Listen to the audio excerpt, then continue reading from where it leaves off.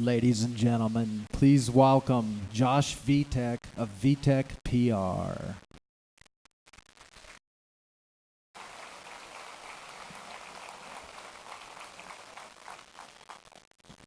Wow. Well, definitely we need to start off. On behalf of the Haiti 10 team, I want to take this opportunity to thank you all very much for joining us here this evening. Tonight we get to do and experience something pretty cool. We're going to make a little bit of NAMM history. Tonight we're going to gather and be reminded as to why we get to work in the musical instrument industry. Tonight is the first time during a NAMM show that we're able to take the beauty and the joy of making music, and we're able now to combine it with the elements of visual art and film to celebrate the human spirit. Tonight, along with the help of Victor Wooten, we will travel together on a journey of how music can not only enrich our own lives, but how music can bring together a community, and even more, how music can bring together the world. Back in January of 2010, just a few days before the NAMM Show, the world shook violently, just a few hundred miles off the coast of the United States. It was an earthquake of such great magnitude that it devastated the lives of millions of people and killed hundreds of thousands of people. Those people were no different than you and I. They were mothers, fathers, sons, daughters, aunts, uncles.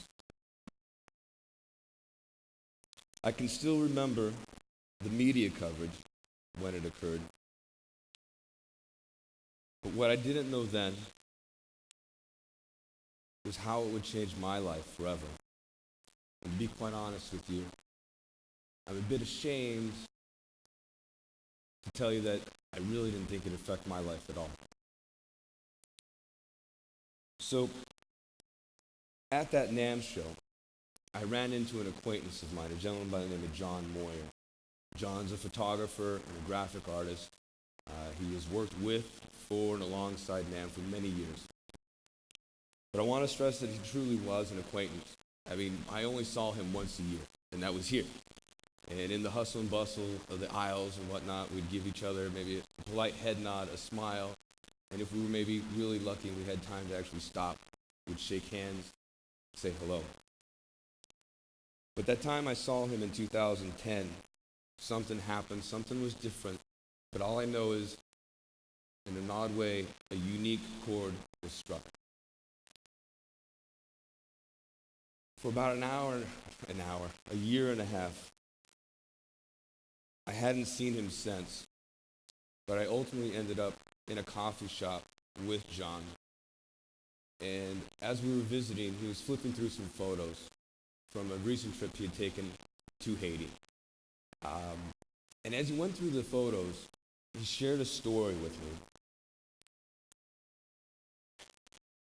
It's a story of a couple who, with 10 children of their own, came together to fend for an additional 17 children that had been left to their own devices from the earthquake.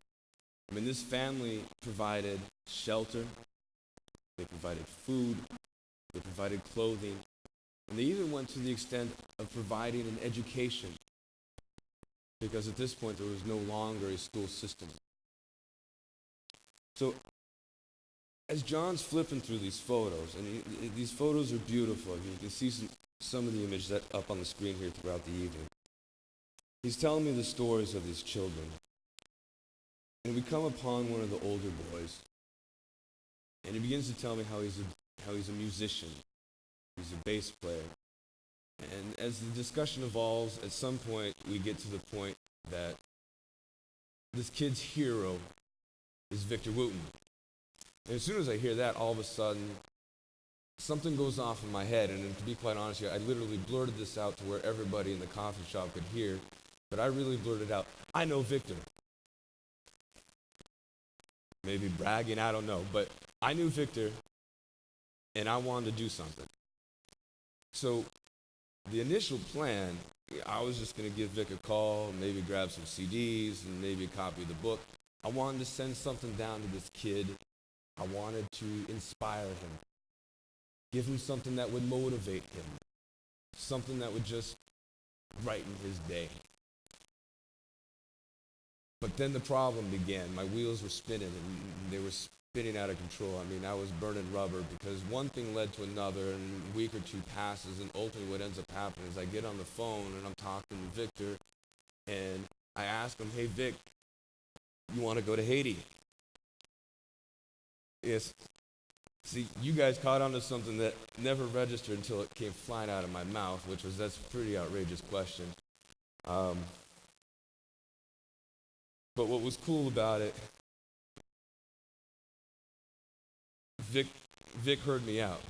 Victor was kind enough to hear me out, and as I told him what was going on, he began to see the same vision I had, and it turned out to be a vision that a few of the other people had as well. So tonight, we're going to share with you 5 selected scenes from the film, and we're going to let Victor share with you, in his own words and his own music, his story of Haiti 10. Before we get started, I obviously want to take another opportunity just to thank some of those people who did get involved. From the earthquake, this kid's bass was basically rendered useless. So one of the other things I wanted to do was figure out a way to get him a bass. So I reached out to the friends of mine over at Court Guitars and Basses. And so I wanted to take this opportunity to thank them for donating a bass. I also want to call attention to, if you have an electric bass and you're in Haiti, you got to plug into something. So Hartke was kind enough to donate a bass for him as well. And of course, you got to string up. And for those of you who have never had to purchase bass strings in Haiti, they run about $175 a set. So I also want to take this time to give a special thanks to Dean Markley USA. And if you guys would also be so kind, of course I can't see them, but I want to acknowledge the rest of my crew. It's we're a pretty unique band of misfits. We eventually we were called then Motley Crue, and then it ultimately ended up being the Breakfast Club. And sadly, I don't know if there's pictures in this show tonight, but you'll see why later, if not later when the film debuts. But with no money, no experience, and for lack of a better term, seriously, no clue as to what we were getting ourselves into, all 5 of us, who were literally strangers, hopped on a plane and flew to an island we'd never been to before, with the exception of John, without knowing what awaits. All we knew is we had the same vision, and somehow, some way, we were committed to making it happen. So the man who probably sparked all of this, and our director, is Mr. John Moyer. Is he out there somewhere?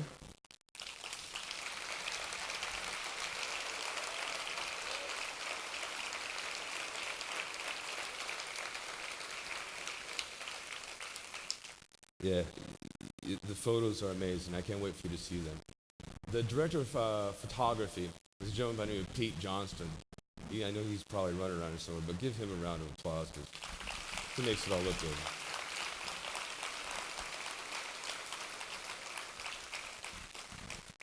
I also had a little bit of help on the production side, so I want to call and thank out and appreciate so much. He's done so much, but is Kendra French for co-production.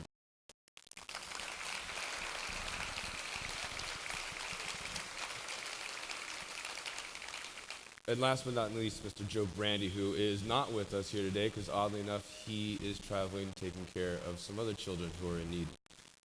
So, without further ado, it is an honor for me to introduce to you a man that I owe the greatest thank you to.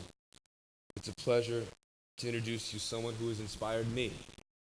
He has motivated me, and he never ceases to help me become a better human being. So if you'd be so kind, just to give a round of applause for Mr. Victor Wooten.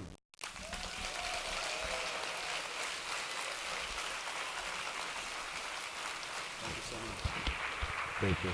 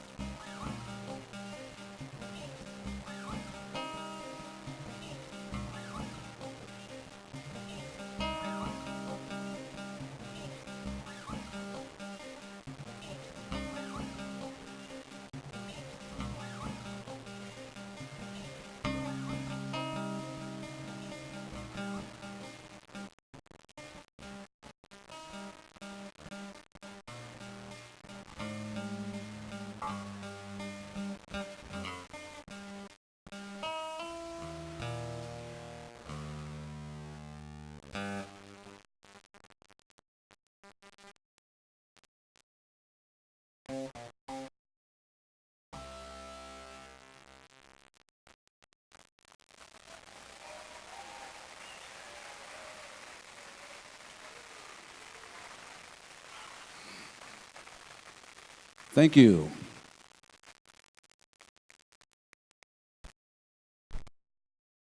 Hey, thank you all for being here. Man, it's a lot of you. I really, really appreciate this. I want to thank Josh, John, and everyone for giving me the opportunity of a lifetime. And it really is the opportunity of a lifetime. People often ask me what was the most important gig I've ever done. And I always say the same answer, and I mean it sincerely, that the most important show or gig I've ever done is always the one that I'm doing or about to do. Because all the other ones don't exist anymore, except in my memory. Now, I look at all the previous gigs, no matter what they were, as warm-ups for this gig. And I really couldn't have imagined that I would get the opportunity that I was given to make some people happy in Haiti. It was really, really amazing. And it really made me look at myself, my whole career, but also at the world. Because a lot of the times it takes tragedies to bring us together. Which in a sense is sad.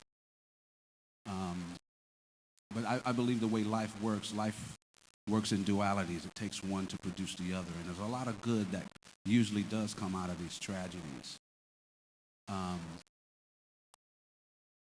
I often wonder, and I hadn't planned on saying this till right now, I often wonder if life is reminding us what is real. And the only way it can do it is by giving us tragedies. And then all of a sudden we remember to love each other. We remember to visit a country with the purpose of giving, not getting. Normally we visit a country as a vacation so that we can get something out of it. It's rare that we go there to give something, unless there's a tragedy. I wonder if, my mom always said everything happens for a purpose. Maybe the purpose of the tragedy is just to remind us and give us the opportunity of being real. But what if we didn't have to be reminded? I don't know the answer to that. Well, I was reminded in a beautiful country where it seems like these people have nothing. They're living on the streets. Even my 4 lovely kids took up their own collection of money and toys and filled up a suitcase that we presented to them. And they were very, very appreciative. But it didn't take me long getting off the airplane to realize that these people had not everything, but they had what was important. When you see the kids outside playing, without the things that we're accustomed to, they don't have, the Game Boys, Nintendos, and all the current iPhones and things. They know how to work ours when we show up. We were told right away, watch your iPhone, because they know how to go on it and go on, all the things and start downloading apps and everything. They can crack your password and everything. But the coolest thing is that they appreciate what they have as if they don't know what they have. Or better yet, if they don't know what they don't have. It's easy to go over with my, I hate to say it, but my American mentality. And I don't mean that in a negative way. I'm not trying to be negative. But we're used to our comforts. And it's easy to go over there and just focus on what they don't have. And it's very apparent stepping off the plane. But with more open eyes and definitely an open heart, I became envious of what they do have. I never heard a child say that they were bored, unhappy, sad, lonely. And these are words I hear my own kids say, and they have everything. And it really made me want to bring my kids there so they can learn from these kids that don't have anything but have everything. Well, I could talk a lot because I feel a lot, and I don't have the words to say it. But I think this beautiful film that is being put together can say it better than I ever could. So let's just watch a little bit of it. To me, I will just say this much. To me, this is what music is about. For me, I could play, the biggest arenas, the biggest nightclubs for the most important people. But the fact that playing a 4-string bass allowed me to make some people happy in Haiti means the world. It means a whole lot more than that. So once again, I want to thank everyone involved with Haiti 10 for allowing me to play a small part. I'm up here speaking, but I really played a small part. These people have been over there multiple times, literally giving and working hard, building roads and all sorts of things. And just to reiterate one thing that Josh said, I want to make sure everybody gets this. This family had 10 kids of their own. 10 kids. I've seen their house. It's small. But they still took in another 17. It's 27 kids. And 2 parents living in a small place. Something to think about. Can we go to the first clip? Do I need to ask anyone? Can we do the first clip of it? I think there are 5 clips. This first one will introduce the family to you, and the young bass player, Beaconson. Enjoy this.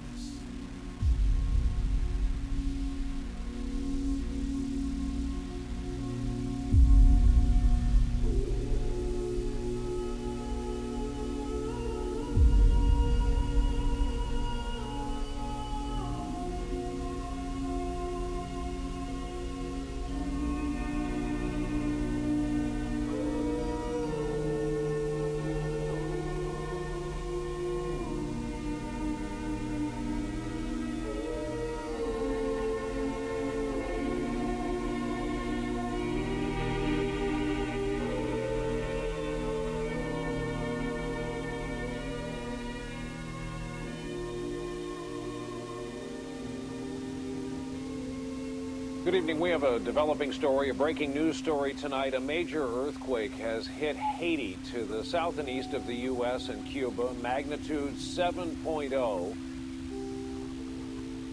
This city of 2 million people was left in ruins. Buildings toppled, the power out, and after the sunset, the rescues began. It is a catastrophe. It is terrible. The access to Port-au-Prince now is impossible by car. The Red Cross has been helping Haitians for decades, but today their offices were in ruins. They improvised, tending to their own wounded as well as the community's. There are no Haitian police or any international organizations. It's just neighbors helping each other and family members helping each other. Finally, let me just say that this is a time when we are reminded of the common humanity that we all share. With just a few hundred miles of ocean between us and a long history that binds us together, Haitians are our neighbors in the Americas and here at home. So we have to be there for them in their hour of need.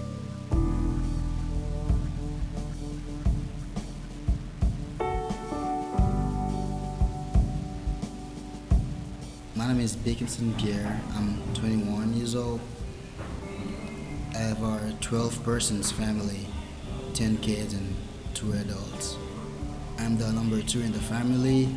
My older brother's name is Peterson Pierre, and I have Godson, who comes straight after me, and Baconzy and Kenan and Abishai and Beverly and Brunaja and Brunael and Abeja. We live in a nice place called Solidarity Village, and my father has a church there, which is El Shaddai Church.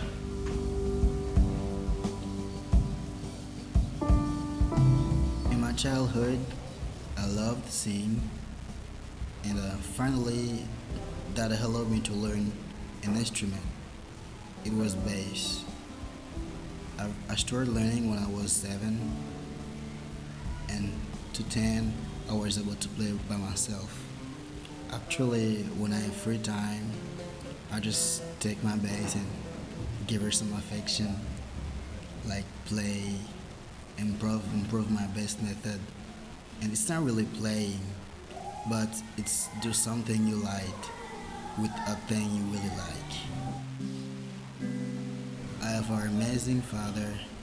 He's a good man, and he's been working so hard to provide us anything we might be in need of, even sometimes difficult, but he always reaches his goal. And I have a wonderful mom called Nicole. My mom is actually the one that I would like my wife will look like, because she's really, really undefinable. Waking up really early in the morning and actually be the last one to go to bed. She has so many things to do, taking care of 10 kids just today, and never she looks like a bit tired. She has plenty of energy to show love to us. She's the greatest person that I've ever known, and will be my heroine forever.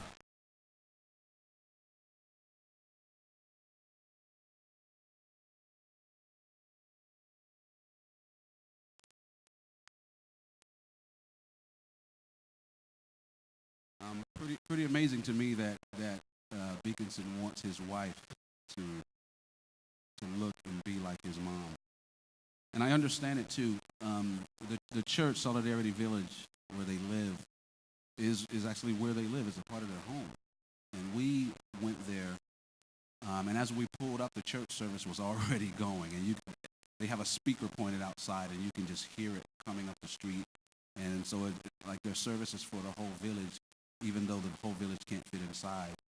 And we probably stayed outside, I don't know, 30 minutes or so before we gathered and went in, or even longer. And then we were inside. I'm going to guess, because I lose track of time when music's playing, I'm going to guess that we were inside for 4 hours. And I don't even know how long they were going before we got there. But it's like the music never stopped. And the father is singing, and very little talking, but singing, and you saw the people just having a good time. But the interesting thing was the mom. She would show up. I think they were on the roof. They showed some people cooking, and that's the roof of their house where they cook, only on an open grill with some charcoal. And she's cooking, but then she changes clothes. She comes in and she sings for the congregation. She sings for a while. She goes back out and starts cooking again up on the roof. And once everything was finally over, I don't know where this food was going, but they were just carrying, people were walking down the stairs with packages this tall of just plates of food that they were going out into the community and giving to people. And it was interesting. We were the guests. They made sure that we had comfortable seats. We got served first. But as we're sitting there eating the best food you'll ever eat, I mean, people were just coming down literally with armloads of food, delivering it. And I'm wondering, I still don't know where this food, or the means that they were doing it. And I don't know, I'm sure that's important, but the fact that they were doing it was really, really interesting to me. And it just seemed like the mother never stopped. So I understand what Beaconson was talking about. She just never seems tired. I believe that clip was called The Fall. I'm going to show another quick clip now called The Quake. And you'll get a chance to hear Beaconson, as well as his mom, Nicole, talk about what they were doing when the quake hit. But I don't want to go too much into it because I just want you to watch it. But a couple of things I do want you to really pay attention to is the strength that these people have. Now, I'm going to talk to two of them, Dickinson and Nicole, but pay attention to the strength this woman has as a mother. And what really gets to me is that at no time as she's talking does she talk about herself. It's like she's so selfless in all of this. And then the other thing that really spoke to me was her faith and her trust. And in a sense, to me, it goes beyond faith and trust. It's almost like a command to God that you are not going to let this happen to me. And it's interesting, just take note of how powerful and her understanding is, and her command, trust, faith, and selflessness during this tragic time. Pendant le tremblement de terre, moi j'étais dans la caméra. Et puis, moi j'ai gagné 7 petits moun yo t'a joué. Mais habitude, je ne vais pas quitter petit moun yo sorti, ni à jouer dans le voisinage.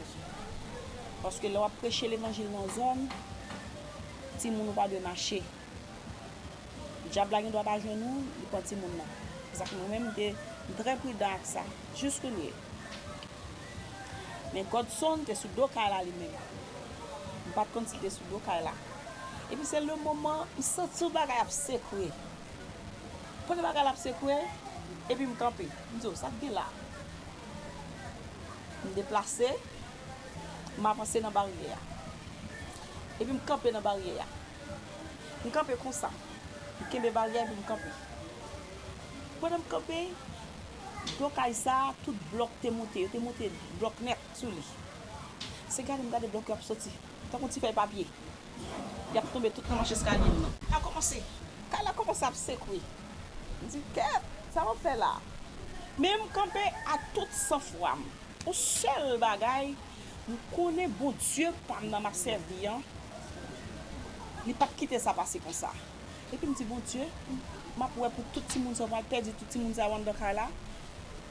Et puis, je me dis, je vais courir, même pas courir, et tout le monde ne va pas courir. Je campe. Pendant que je campe, baga la c'est que plus fort. L'aime moi la c'est que plus fort. Et puis me senti même une force là-dedans. Me senti poignette, moi pas poignette moi encore, moi vinn loup et puis me fait comme ça. Me dit Jésus. Et pendant 2 mois après Jésus, parce que moi calabral tomber. Pendant après Jésus. Et puis baga là, il suspend. Pendant le suspend, et puis je prends tout petit moun yo, je descends avec petit moun yo dans la rue. Les m'rivé, je dis bon Dieu, je pas ouais 2, c'est 10 sous des moments, même moi 8, je pas ouais 2. Si l'Éternel dégage, je connais petit moi va gagner. Commencer va fini. During the earthquake, I've been at a friend's house where we was planning to go playing soccer at the soccer field. And I just got there and it wasn't prepared yet. I just stayed in this bed, we were talking while I get prepared, and the house started shaking, like moving really hard, and it was about to run away. And I said, don't run away, it's an earthquake, like natural stuff. And we stand there, and the roof of the house crack and fall up upon our head, and sticks together, I didn't get hurt a little bit. And when we went out, I mean, everybody was dressed 2 colors, white with dust and red with blood. On l'a comment me garder moi Dickinson courir vinn jeune moi.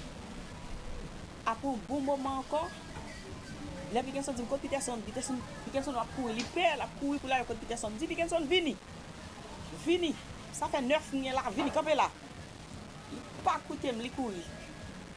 Après l'autre moment, Peterson avancé.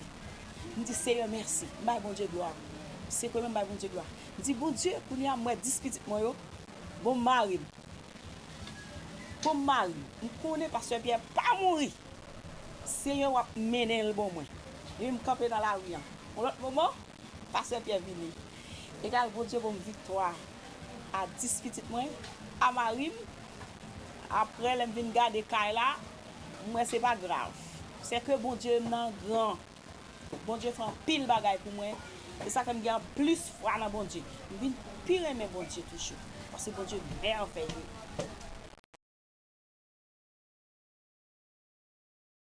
If I'm still alive, I think it's God's will.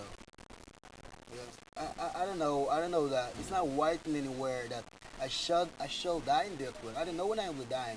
Maybe tonight, maybe whenever. It's up to God. Other people was Christian also, and they died. The main reason I'm still alive is because there's a purpose. There's a purpose.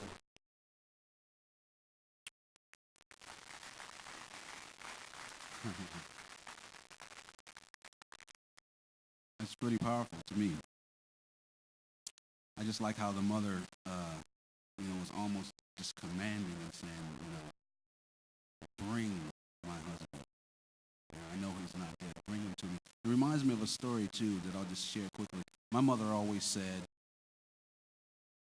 everything, there's a purpose to everything, And my brother Roy sitting up there, he can probably remember, Mom would say something to the effect, because the 5 of us boys were, playing music since I was born, literally, me being the youngest. My mom would say, what does the world need with another good musician? We have plenty. And what she was alluding to is that music needs to be more than just playing an instrument or, serving yourself, getting good, practicing. It's got to be more than that. And she wouldn't answer the question for us. She would just pose the question, what does the world need with another good one? Leaving us 5 kids thinking about it, But we were running a music camp one time, and my father had been ill.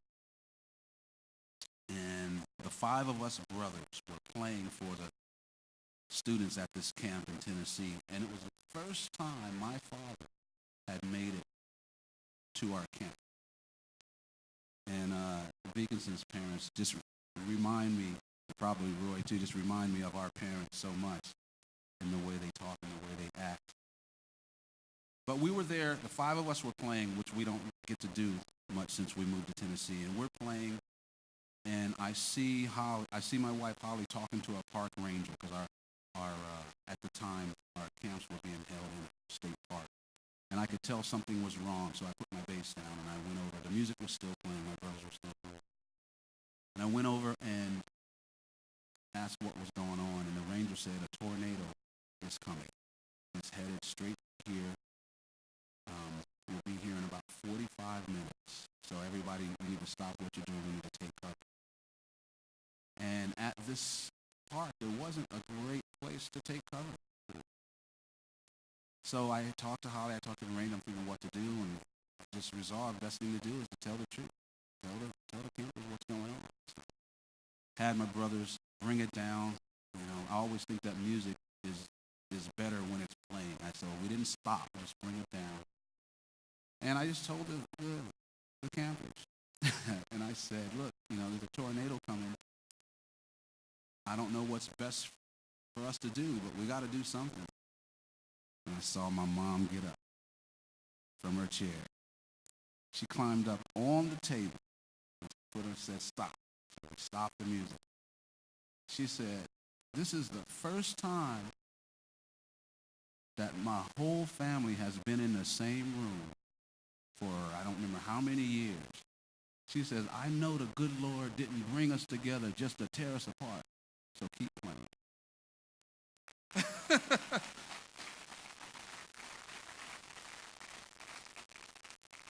And she got down off the table, took her seat, and we started playing again. And, for me, I have to admit, I'm a little concerned because I'm responsible for these 60 students, But all of a sudden, maybe 10 minutes later, I see the ranger come back, and I say, Holly. And Holly comes up and tells me, it says, the ranger just said the tornado turn courses. And we're okay. I don't know.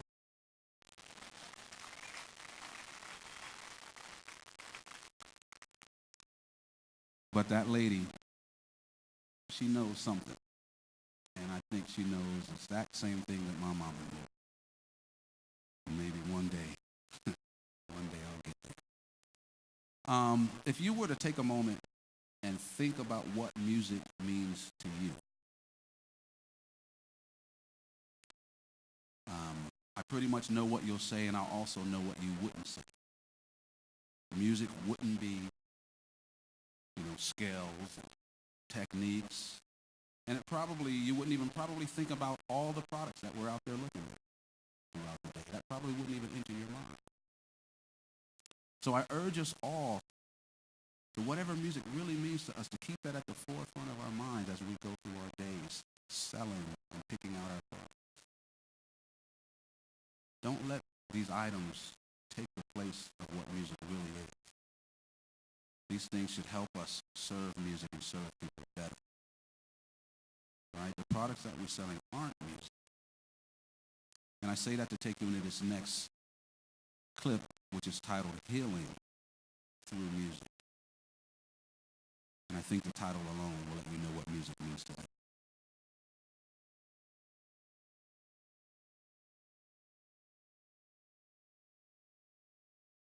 De tout mon être, alors se lève un chant.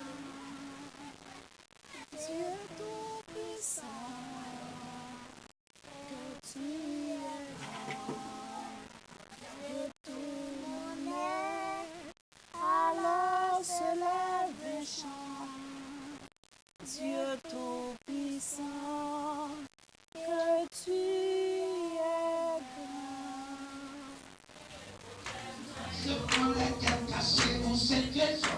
Musique fait un pile bon bagay pour moi. Fur et à mesure, m'a chanté et puis moi vinn plus aimer bon Dieu. Gade le wap tendon musique et puis tête tout te gen doit ou te gen doit gon problème dans tête tout ou te gen doit bouleverser le moment wap tande musique là et pour vinn rentrer dans ou même. Pour vinn gon changement qui fait dans ou même total capital. That is a teacher. He tells me last night it's been 16 years that he's been teaching as his pastor, and when he was asking other musicians to come and play, they sometimes are absent. Yeah. He had a student in his class who was a perfect musician, and just paying a little money, he came here to give us private course. But when you just bring a guitar, I didn't even know. I just take the guitar, trying to sliding, and he say, I will teach you bass. And Peterson, my older brother, he has skills for guitar. And he just teaches, an instrument, each instrument. But when I learn it, I understand really quick, and I play, and I get to love it.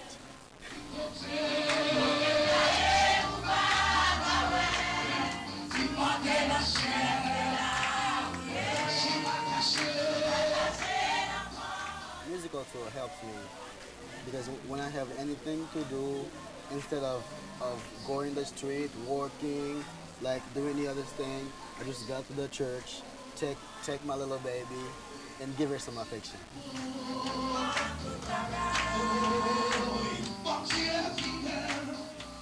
When we are playing, you can see we have a speaker here, a big speaker. The noise we are making inside goes out. And those who are in the community knows it's like those thing, church time happen, I should go to church. Just like a big bell, thing, people are coming, so it helps because even they don't have opportunity to come, they can stay in their house worshiping with us, and like it's like not just the local is the church, like the whole community, the whole neighborhood is the church. Even if they are not Christian, but they are taking part of it, you can't prevent yourself from listening.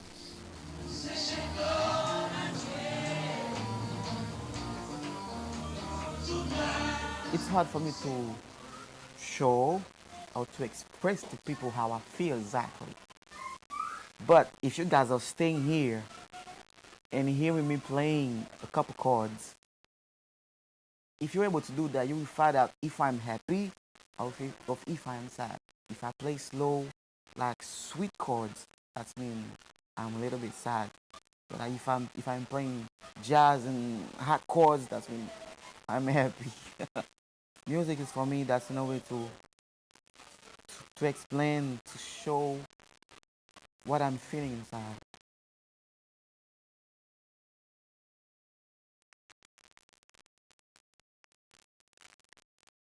So that's a short clip of obviously a longer piece. But the interesting thing for me, having a chance to have been there, is getting a sense of not only how they play music, but how they use it. How they use it. A lot of us just learn to play music, but over there they're using it. And if you're there, they're not as great as a musician as we are, but they're doing a whole lot more with what they have than a lot of us. And every one of the musicians there, what they're doing is not about them. They play music for other people. And, being there made me not rethink, but add to what I think about my own music and my career. I remember when I asked my uncles, my mom and her brothers and sisters if I could record an old hymn I had heard them singing. And they almost made me have to pass a test before they'd say yes. And I'm thinking, in my head, I'm thinking, you didn't write this song, you're not getting paid for it, I just want you to teach it to me. And I realized that they weren't putting me through this test for their benefit, they were doing it for the song's benefit. They wanted to protect the sacredness of this song, not for their own sake, they weren't getting paid. And I thought, you know what, I don't even think of my own music this way. If someone wants to record my song, it's about how much money do I get. But with my relatives putting their nephew that they've helped raise, and my aunts and uncles, it's like, wow, they really understand the sacredness of their music. And so it was familiar to me to go to this country and feel the same thing. So I hope all of us musicians, not just musicians, but those that are selling products or looking for products, if we could look at it the same way. Is it just about how many we can sell, how much money we can get? Or are we really healing with our music? I'm not even going to say a whole lot about this next clip. But I'll just say this, to me, is what music and life is all about. This clip is titled Beaconson Gets a Surprise. What is it about Victor? If you could say hi to him, if you could ask him one question, what would it be and why? When would you start playing, involving my bass playing, I had just one goal, be really perfect in what I'm doing. Because the main reason was playing for God. There's a scripture in the Bible that said, whatever you are doing for Jesus, do it as best as you can. Because our God loves good thing. That's the reason He created us, because we are perfect thing. I mean, if you want to offer Him something, it should be really perfect. So that was my main goal. I played a lot, I practiced a lot. And when John just came in, I used to heard about Victor Wooten. Whoa! Who did you hear about? I'm your fan, man. I heard about you.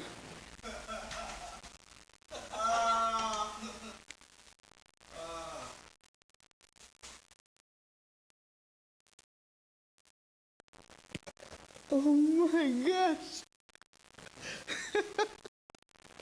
Yo, My honor, man. So happy to meet you. Yo, guys, I can't believe that. I am hugging a God. You are a God for me, though. No. For sure, you are a God. I'm not a God. Why? Yo. It takes one to know one.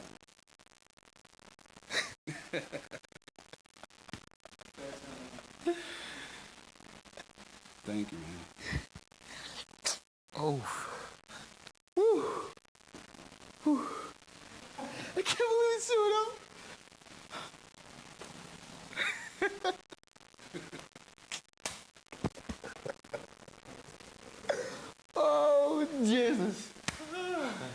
So, if it's that my birthday gift, it's the best test ever. For me too. Whew. Need some water. Wait on. Some water. Oh, this week's Wooten. And I've known some of these guys for a few years, and they shared your story with not just me, but my whole family.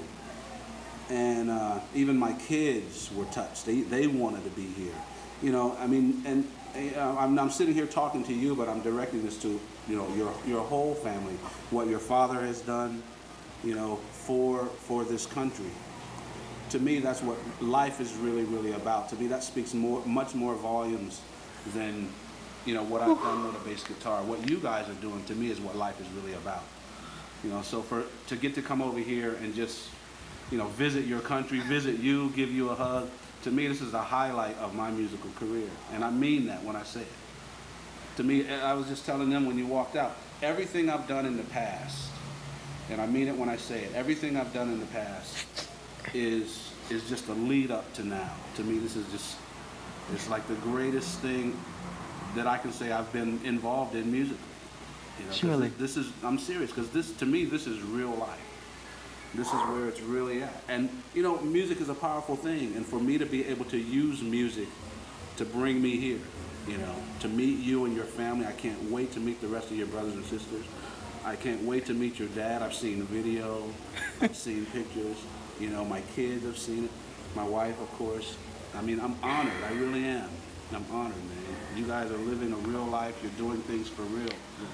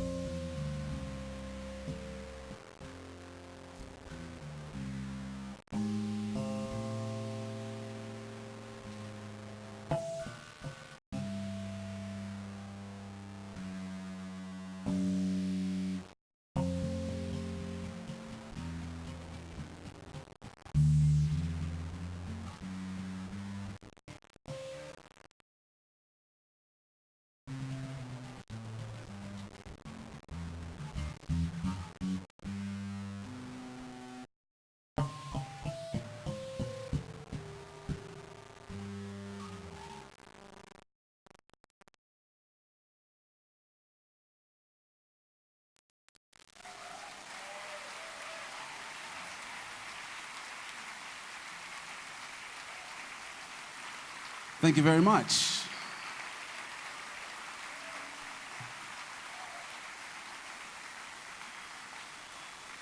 Thank you very much. Yeah, I got a big gift for getting to visit that. I was going there to surprise him, but I don't know who got the bigger gift there. It was amazing. Now we're going to visit for one final clip, Solidarity Village, which is where they live. And it was a special treat to get to spend quite a few hours there listening to their music and their services. And they actually asked me to get up there and speak at one point. And, you know, I didn't know what to say. I didn't know if I had anything to offer, you know.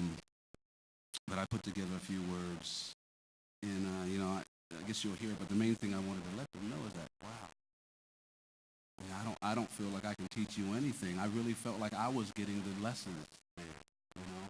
I go there to offer help, but I'm getting schooled in life, you know, and in music.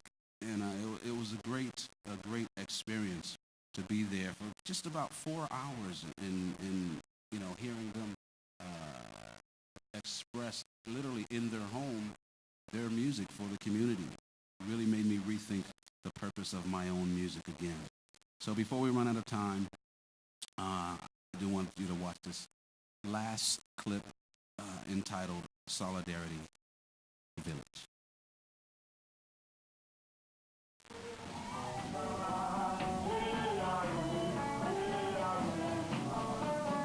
You know, we've all heard about Haiti, but most of us kind of on the peripheral. You know, it's still a news story, a past news story, you know. So to actually get the opportunity to, you know, to come here, there was something that really touched me on the inside, to be able to see through their eyes, I guess. You know, puts a smile, the same smile on my face that's on there. I don't think that I can come to your country and tell you anything that you don't already know.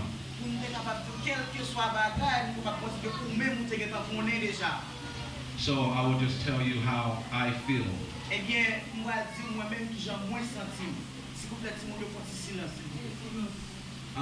Many times in life, it seems like it takes a tragedy to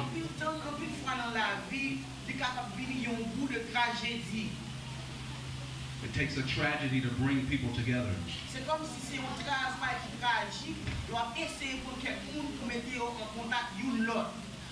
And sometimes it seems like it takes a tragedy to bring out the best in people.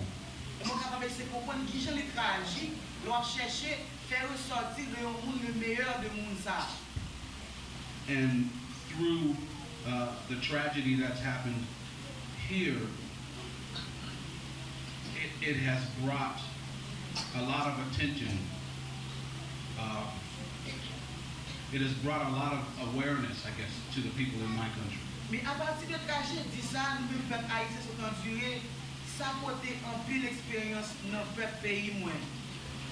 So, one of the things that I hope to do,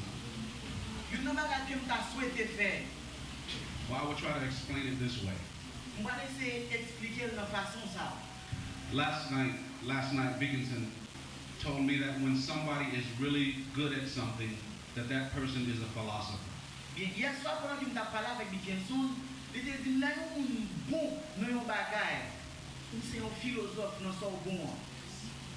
told me that his father is a philosopher. He said that his mother is a philosopher of cooking. Well, from being here, I understand that you all are philosophers of love.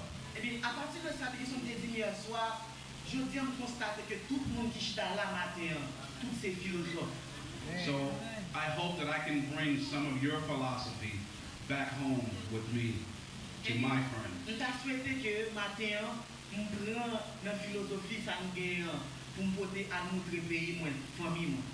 And hopefully through our love, our philosophy of love,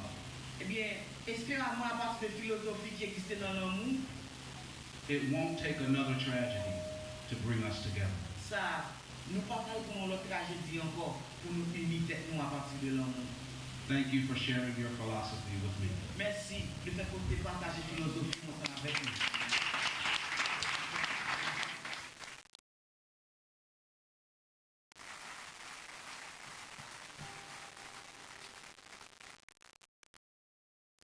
Thank you very much. I'm going to invite a friend, Marcella Bonilla, up to play one song, to sing one last song. And Josh, I don't know if you're coming back up after this. This is Marcella. Come on up here, Marcella.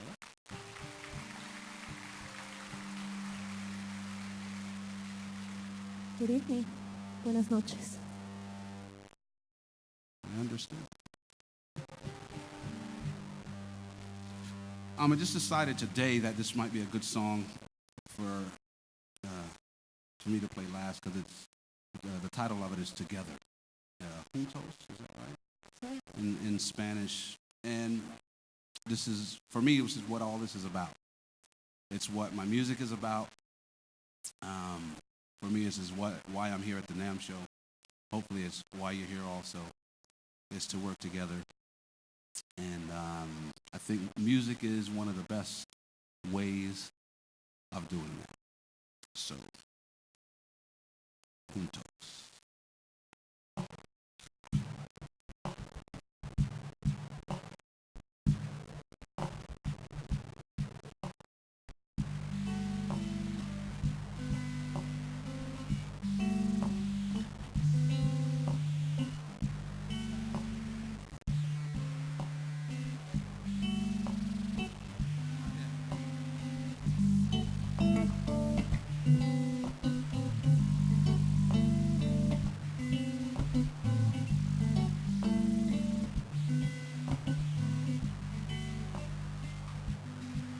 Si en esta vida pudiera yo pedir un deseo,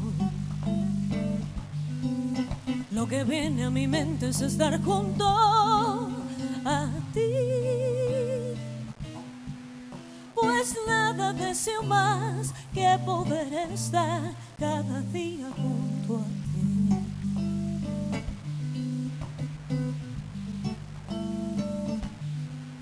Como creado en un molde hecho para mí, así te siento.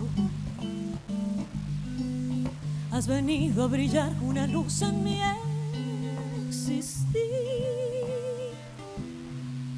Cautivaste mi amor y mi corazón no me pude resistir.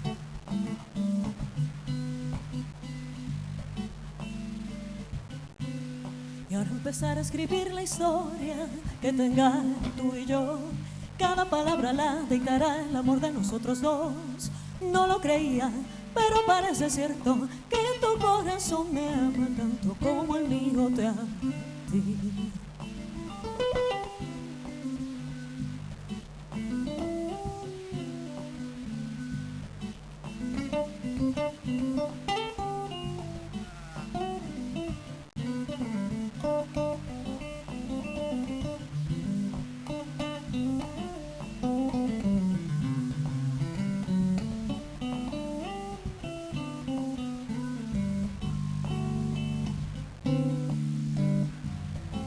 Y si tú eres para mí, no hay razón para no seguir.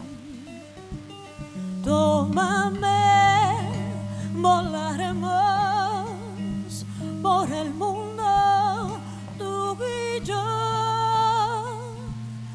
junto a ti, sí. Cuánto tiempo esperé y al fin te encontré, hoy te tengo. Y se siente como que siempre has estado aquí. Tú eres lo que soñé y lo que anhelé, tan perfecto para mí.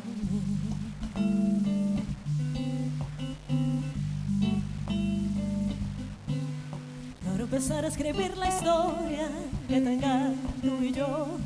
Cada palabra la dictará el amor de nosotros dos.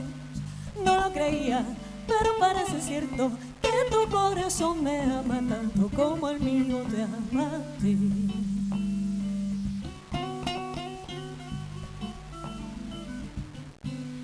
Y ahora empezar a escribir la historia que tenga tú y yo. Cada palabra la dictará el amor de nosotros dos. No lo creía, pero parece cierto que tu corazón me ama tanto como el mío te ama a ti.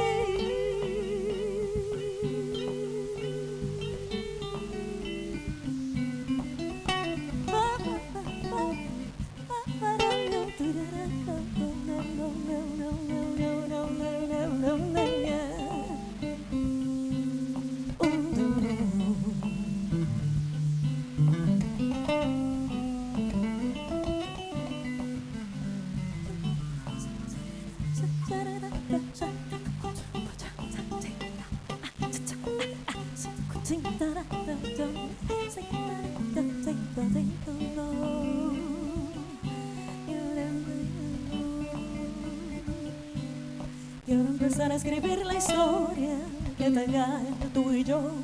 Cada palabra la dictará el amor de nosotros dos. No lo creía, pero parece cierto que tu corazón me ama tanto como, o que tu corazón me ama tanto como.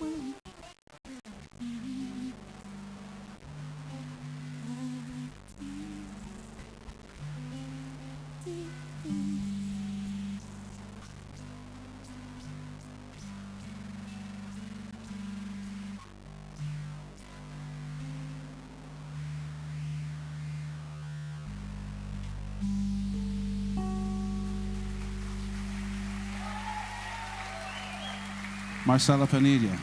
Thank you. Thank you all very much. I really appreciate you all and your attention.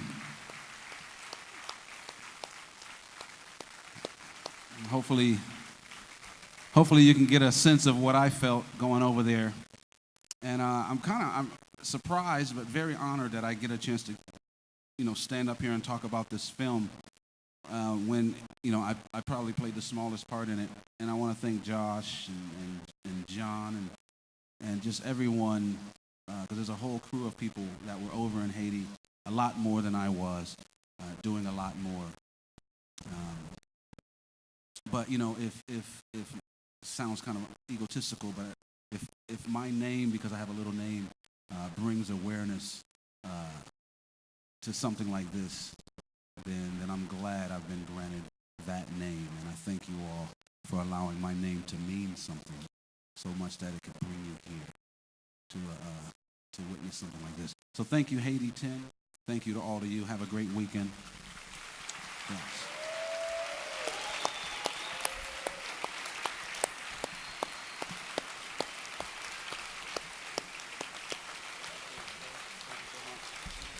Thank you. Love you. Hang out with me for a second. Wow. Again, I cannot thank you all enough for joining us this evening. I'm overwhelmed. But before we wrap things up, we got one or two more things for you. I'd like to bring out, again, the gentleman who probably started all of this, our director, a gentleman by the name of Mr. John Moyer. John?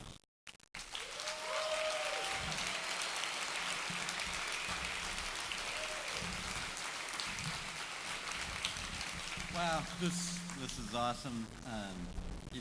Music and film have so much in common, and Victor said it earlier that it's not so much about what music is, but what music does, and that's what I really hope this film is. It's what photography does, because I really didn't do anything. All I did was ask a bunch of other people to get involved. So. But the most exciting thing, in true NAMM Show fashion, we saving the best for last, but please welcome with me to the stage for the first time outside of Haiti, Pastor Pierre and Ron Watson.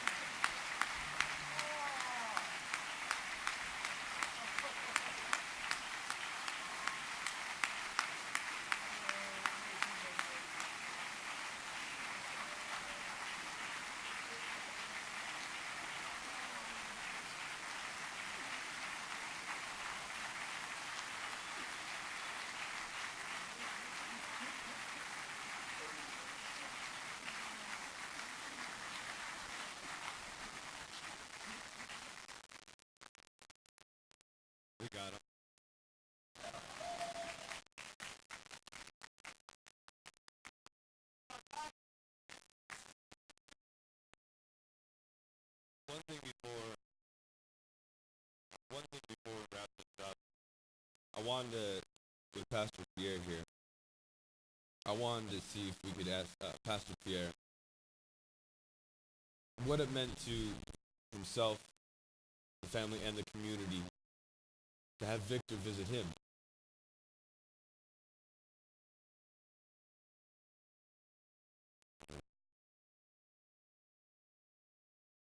Moi, content d'y faire que ensemble avec nous après-midi ça. I'm so happy that I can be with you tonight. Moi, béni non bon Dieu parce que je ne pas espérer si dans la place ça à soir. I give thanks to God, thanks to you guys that makes this night a reality. C'est le meilleur moment que m'ta passé pendant avec nous après-midi. I can tell you for sure this is my greatest time ever in my life with you guys. Et pour répondre à la question que serviteur a posée nous, et moi je suis très excité pendant que je rencontré avec Victor qui est là avec nous, qui t'a charmé nous toute belle bagaille ça yo. To answer your question, Josh, so I'm so excited to see lots of things going on here tonight. Parce que les Victor rentrent dans le pays nous, Haïti, la caille dans l'église moi.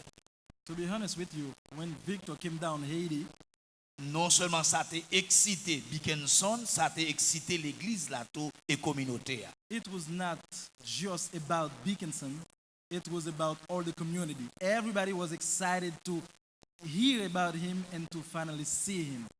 Et m'pa konn si le songe ça t'a béni comme pendant que chanté grâce infinie et le chanter la soirée là. I didn't know if Victor remembered that when he was singing Amazing Grace. I was crying, I was, overwhelmed with joy to listen to him singing.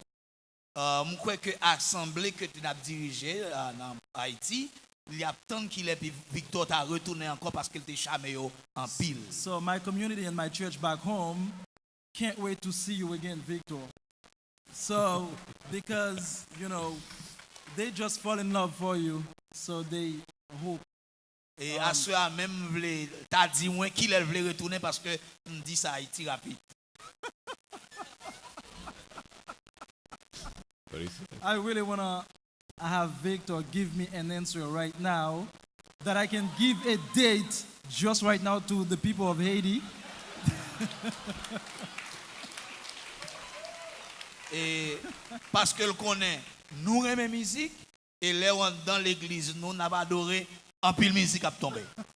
So Victor knows that we love music. We're crazy for music. So inside of my church, when we worship with music. So we can't wait to have you again.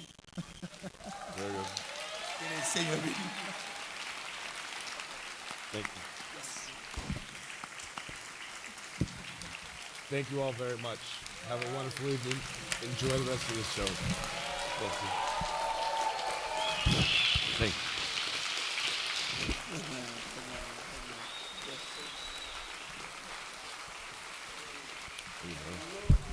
My brother.